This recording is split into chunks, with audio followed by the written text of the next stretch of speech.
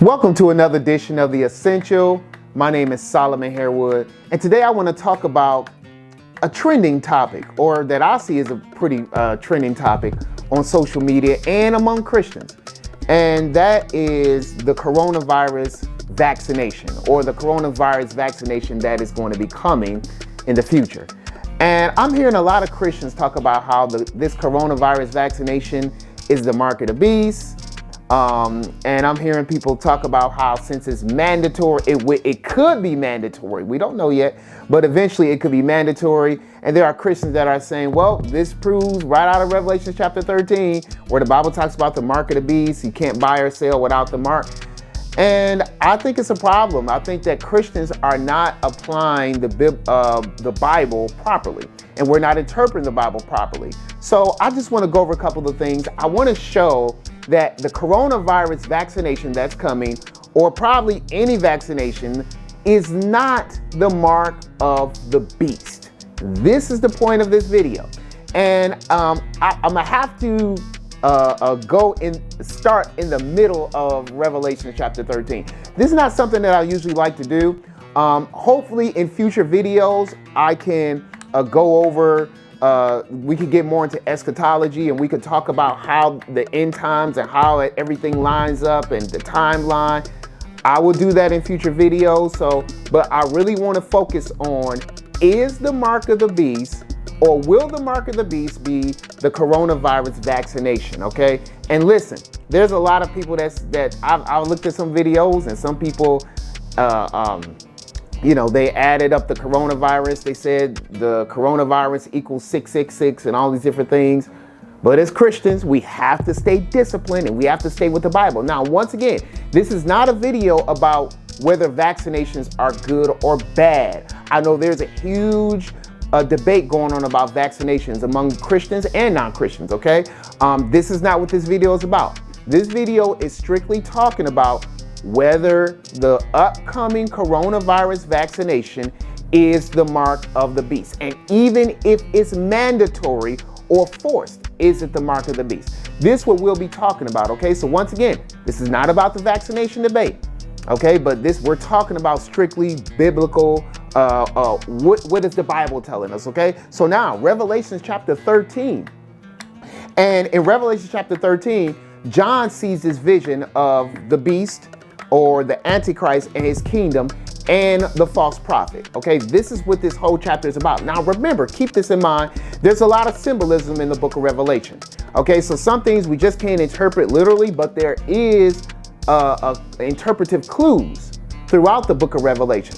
And also as well, we have to remember this, that there's coming a time where what the Bible talks about is going to be the Great Tribulation period, which is for 3.5 years. It's the final 3.5 years of the world where the Antichrist is going to be ruling over the earth, okay? And he's going to be ruling through this 10-king government. This is what the Bible talks about in Revelation 13, Revelation 17, and Daniel chapter 7. So he's going to be ruling through this 10-king government, or this 10-nation government, okay? And at the end of the 3.5 years, Jesus will come back and he will destroy the Antichrist and his armies. Okay, so now this is what Revelation 13 is talking about. Now, Revelation 13 and 1. Now, Revelation 13 verses 1 through 8 describes the political kingdom of the Antichrist as it rises out of the sea, or symbolically rises from the nations. And we're not going to go into every detail of it because that's not really what I'm focusing on. But Revelation 13 and 1, the Apostle John sees his vision. He says, I saw a beast rising out of the sea with 10 horns and 7 heads, with 10 diadems on his horns and blasphemous names on his head. So he sees this beast, which is this political kingdom of the Antichrist. And of course, a kingdom always has a king that's leading that kingdom. And so it has 10 horns, and the 10 horns are symbolic of 10 kings or 10 nations.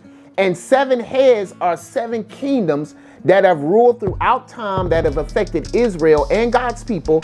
And that final kingdom will be the Antichrist kingdom, okay? And so those 7 heads, many scholars believe it represents Egypt, Assyria, Babylon, Medes and the Persians, Greece, Rome, and which I believe is the last one, which was the Ottoman Empire. And that Ottoman Empire will be revived in the last days, which we see happening right now. Okay, so John sees this final form of the Antichrist kingdom. Now keep this in mind, that the Antichrist is going to rule with 10 nations or 10 kings. And most of these kings or these nations will come from the Middle East, according to Ezekiel chapter 38, Daniel chapter 11, and Daniel chapter 8. And look at verse 2. It says, and the beast that I saw was like a leopard, its feet were like a bear's, and his mouth was like a lion's mouth. So we know, if you read Daniel chapter 7 and Daniel chapter 8, it talks about the leopard was Greece, and we know Greece, or Alexander the Great, ruled over a lot of the Middle East. He ruled over Syria, he ruled over Turkey, he even ruled over Iraq and Iran. It talks about it has a feet like a bear's. And once again, we know in the book of Daniel, chapter 7 and 8, it describes the bear, which at that time was the Medes and the Persians, but today it's modern day Iran, and it had a lion's mouth. So, and that lion back then was Babylon, which today is in modern day Iraq. So you see the Antichrist kingdom, his kingdom is going to be comprised of a lot of nations from the Middle East. Okay, so let's keep this in mind. Let's look at this timeline. The Antichrist rises up, his kingdom rises up, and it's 10 kings that are ruling with him. Okay, and they are trying to govern or take over the whole world. Okay, so let's look at this timeline, because this is very important. Okay, and so it says in verse 2, and to it the dragon gave it his power, his throne, and his great authority.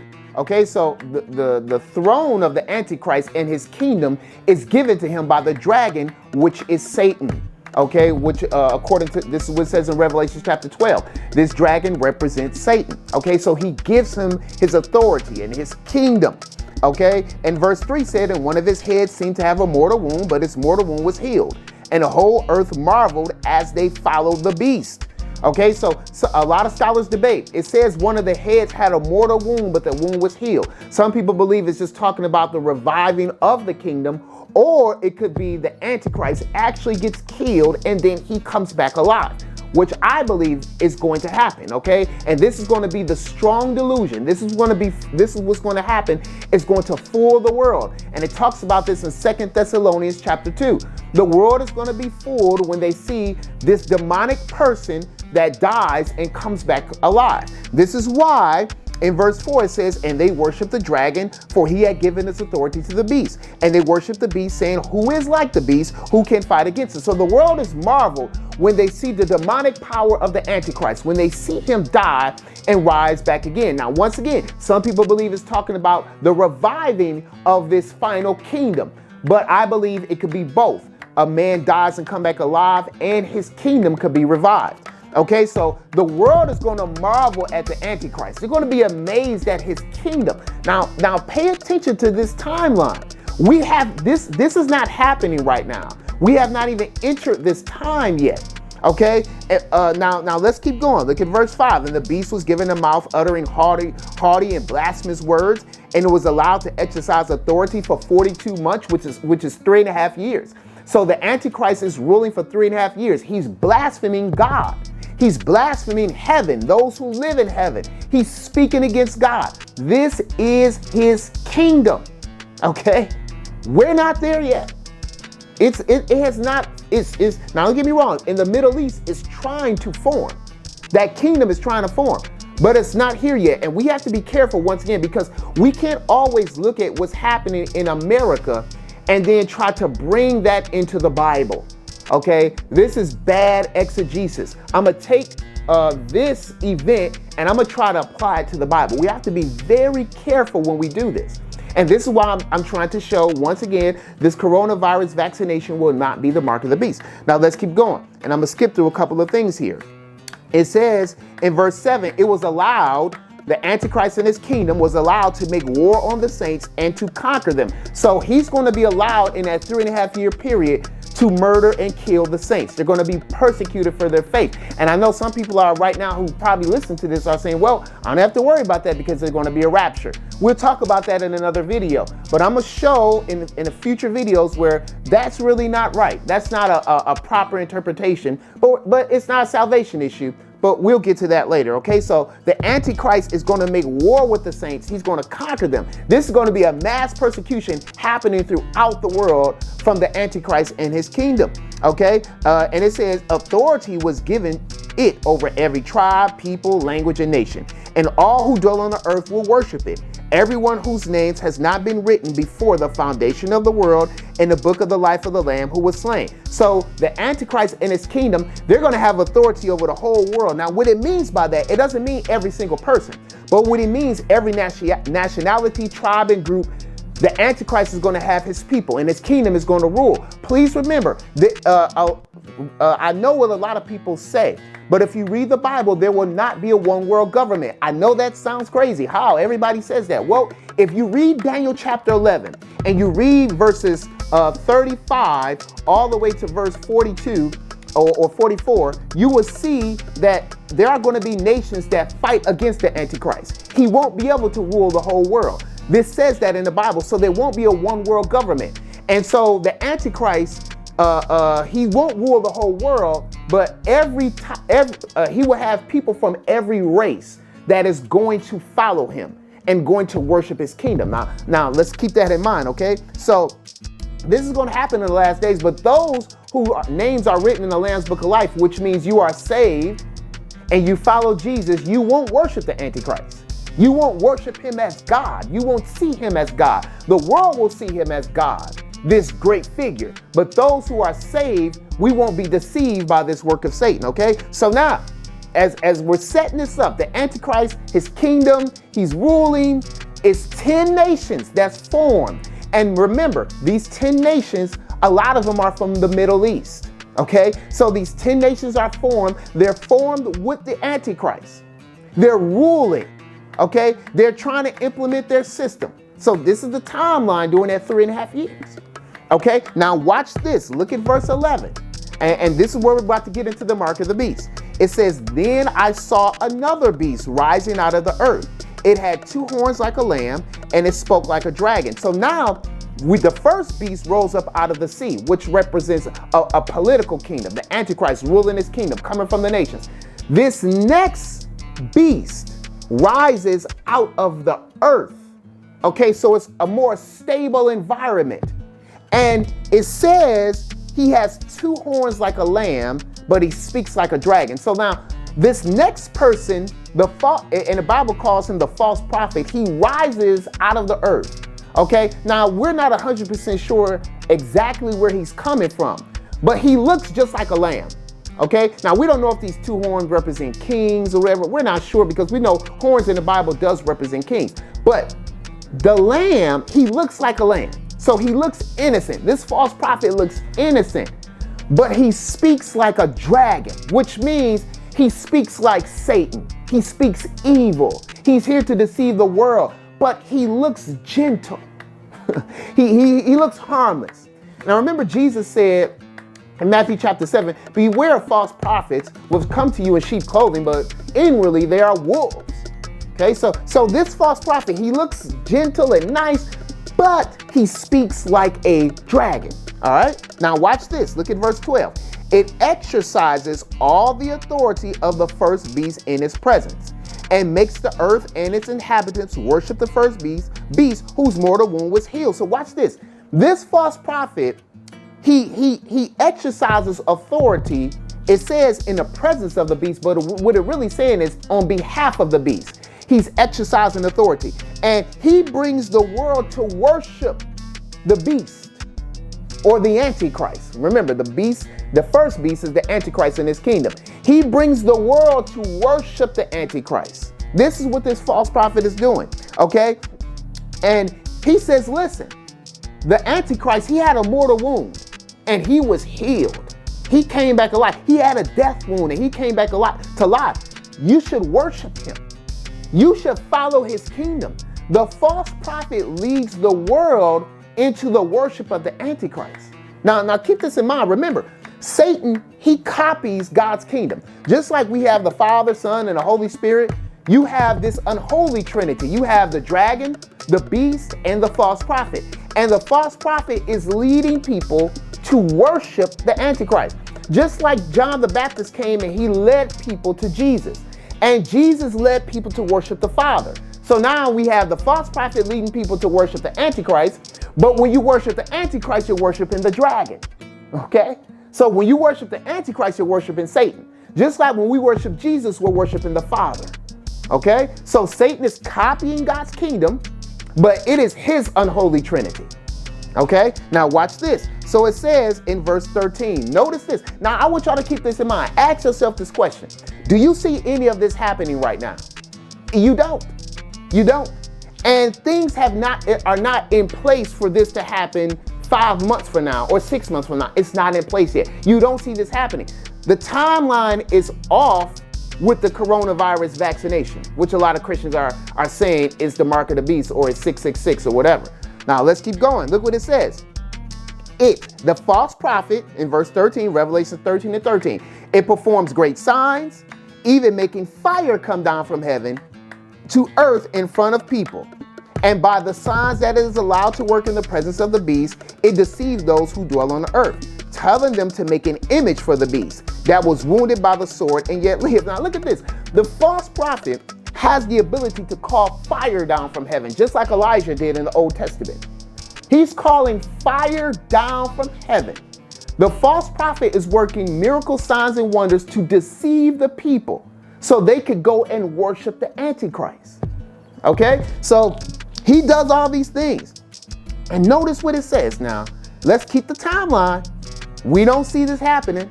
There's no false prophet around that's causing fire to come down. There has to be a kingdom before we even get to this, and that's the Antichrist and his kingdom has to rule. We're not there right now. So look what it says. It says, it deceives, by the signs that is allowed to work in the presence of the beast, it deceives those who dwell on the earth. Look what the false prophet does, telling them to make an image for the beast that was wounded by the sword and yet lived. The false prophet tells the world, you know what y'all should do? Y'all should make an image for the beast or for the Antichrist and his kingdom. Because he said, listen, he was wounded by a sword. He had a death blow and he lived. So y'all need to make an image for him. He tells the world this. Now, why does the Antichrist or want an image of himself to be made throughout the world? Because remember, Satan desires worship. He wants to be worshiped like God, but Satan can't be in 2 places or 10 places at the same time or 1,000,000 places at the same time like God. So what Satan does, he's going to put his images throughout the world so people can worship him wherever they're at.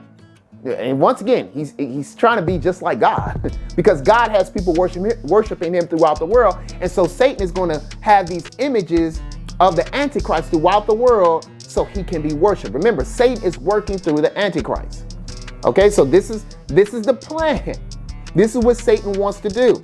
Okay, so the false prophet leads the world into worship. He's a religious figure. He's leading the world into worship of the Antichrist. So he says, set up this image. Set up an image of the Antichrist throughout the world. Because remember, the Antichrist kingdom, the Bible says he's going to try to rule from Israel. That's where his kingdom is going to be set up. He's going to rule from Israel. But he can't be in 2 places at the same time or 1,000 places at the same time. So his image is going to be throughout the world so everybody can have an opportunity to worship him through this image. Okay? Now look what it says. Verse 15. And this is still talking about the false prophet. It or he was allowed to give breath to the image of the beast, so that the image of the beast might even speak and might cause those who would not worship the image of the beast to be slain. So notice this now. The false prophet gives breath to this image. Now, we don't know what this image is going to be. Some people believe it could be a statue, which would be crazy. You know, some people start bringing our technology in, holograms. We don't know. But whatever it is, the world is going to make an image to the beast, to the Antichrist. And the false prophet demonically will give life to this image. Okay, this is crazy. I know it sounds nuts. It sounds like a movie, but he's going to give life to this image. And this image will be able to speak and talk. And whoever does not worship this image will be killed. All right, that's going to happen in the last days, in the last 3.5 years of our earth. Okay, so they make this image. He gives breath to this image, and that breath is a demonic type breath that he's given over to this image. And the image begins to speak. Okay, and if you don't worship it, you're killed. You're killed.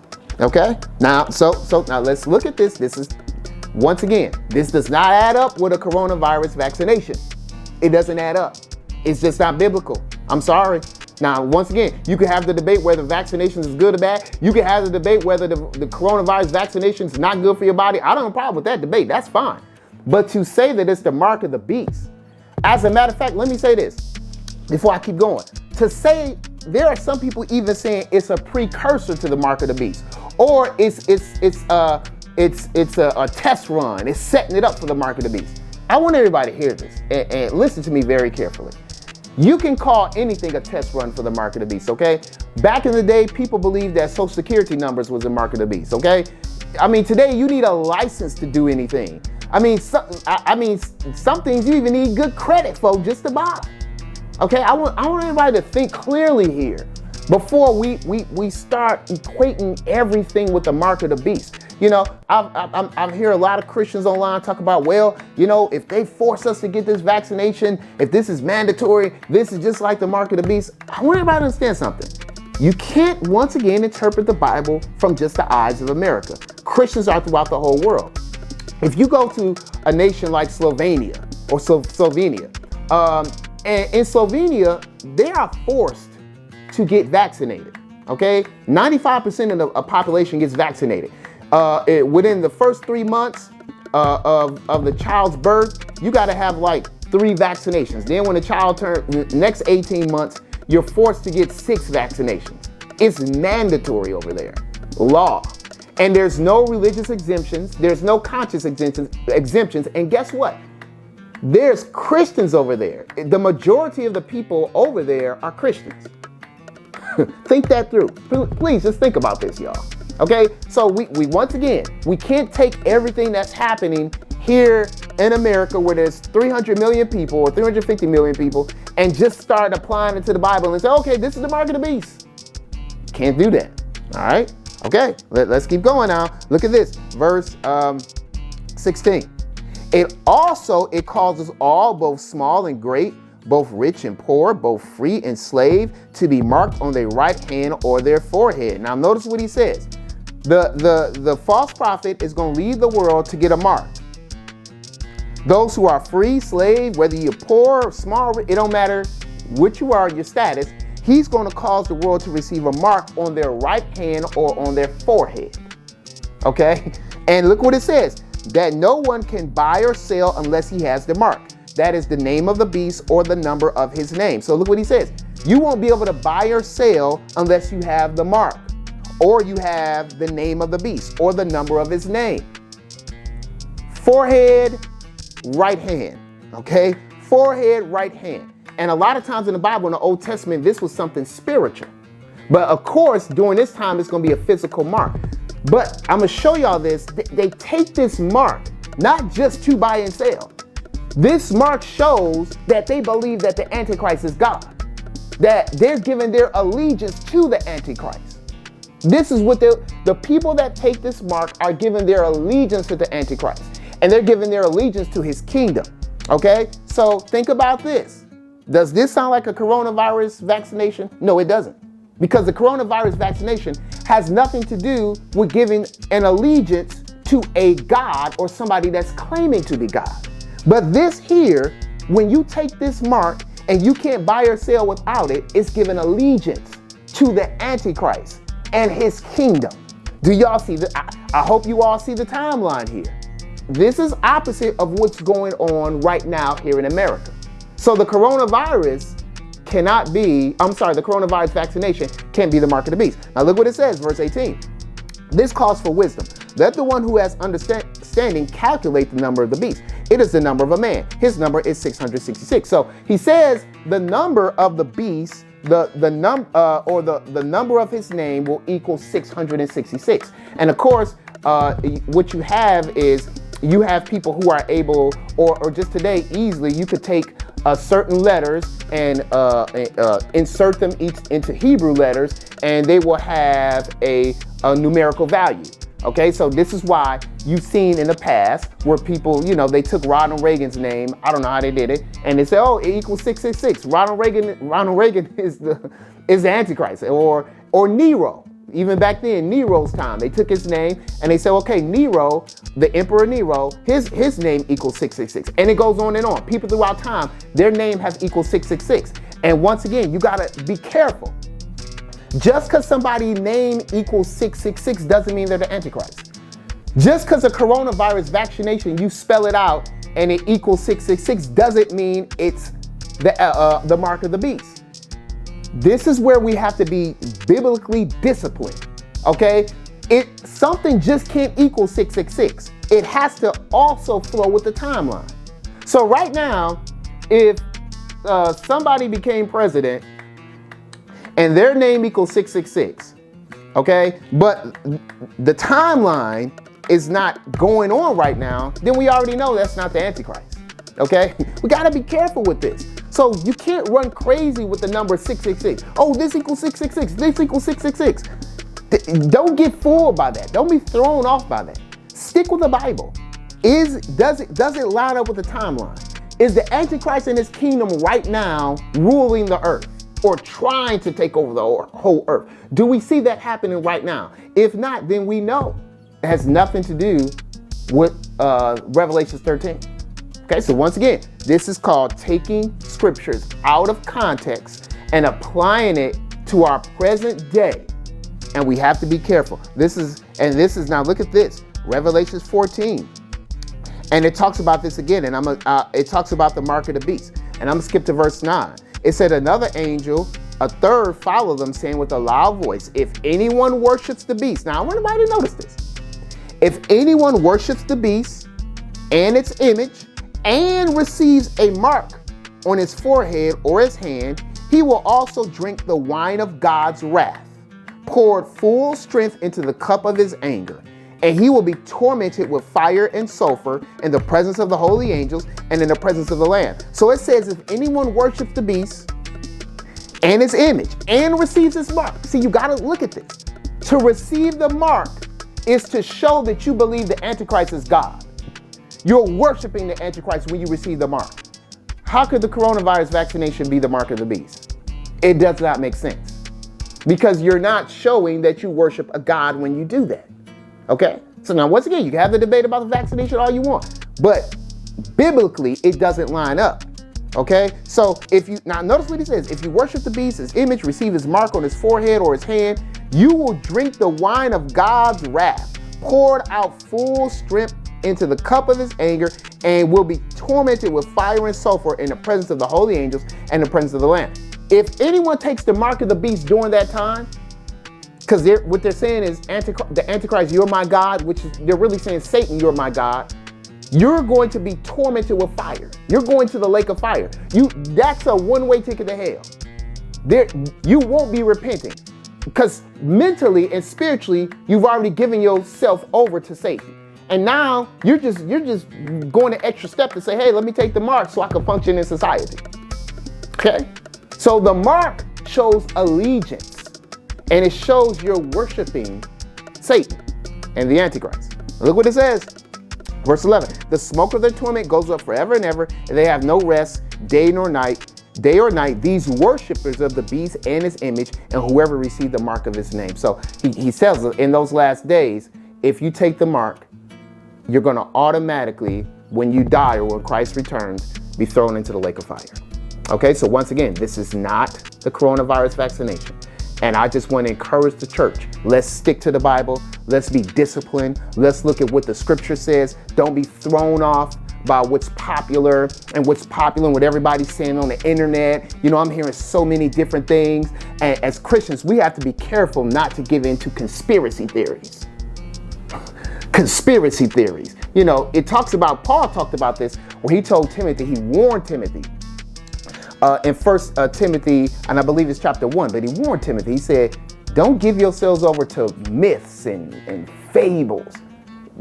Don't start teaching crazy things and throw people off. As a matter of fact, you could throw the world off. Because now if you're saying this is the mark of the beast, and then it's really not the mark, it's not the mark of the beast, and then the world's looking at the church like, hey, y'all said it was this or that. Discipline. Let's stick with the Bible. Now, once again, could the vaccinations be bad? Could it do harm to your body? It's very possible. Okay, I'm not saying just to put your complete trust in the government. We put our complete trust in Jesus Christ.